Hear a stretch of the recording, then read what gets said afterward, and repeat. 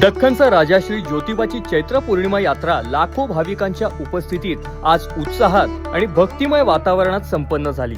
चांग भलच्या गजरात गुलाल आणि खोबऱ्यांची उधळण करत भाविकांनी ज्योतिबा डोंगर आपल्या भक्ती रसाने उजळवला।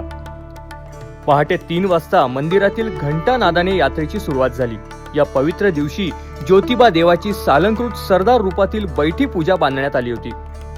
चैत्र पौर्णिमेनिमित्त शासकीय महाभिषेक मोजक्याच मान्यवरांच्या उपस्थितीत संपन्न झाला। दुपारी 12:30 वाजता मंत्री शंभूराज देसाई यांच्या हस्ते सातारा जिल्ह्यातील इनामपाडे येथील मानाच्या सासन काठीचे विधिवत पूजन करून सासन काठी मिरवणुकीला प्रारंभ करण्यात आला।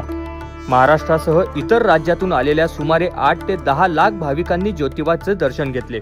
गुलाल आणि खोबऱ्यांची उधळण करत हलगीच्या निनादात सासन काठी नाचवत भाविक भक्तिभावात तल्लीन झाले होते।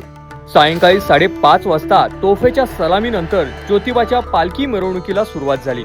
ही पालखी यमाई मंदिरात पोहोचताच यावेळी भाविकांनी गुलाल खोबऱ्यांची उधळण करत पालखीचे दर्शन घेतले। या सोहळ्यास जिल्हाधिकारी अमोल येडगे, पोलीस अधीक्षक योगेश कुमार गुप्ता, अप्पर पोलीस अधीक्षक अण्णासाहेब जाधव, कोल्हापूर जिल्हा परिषद सीईओ एस कार्तिकेयन, प्रांताधिकारी समीर शिंगटे यांच्यासह अनेक मान्यवर उपस्थित होते।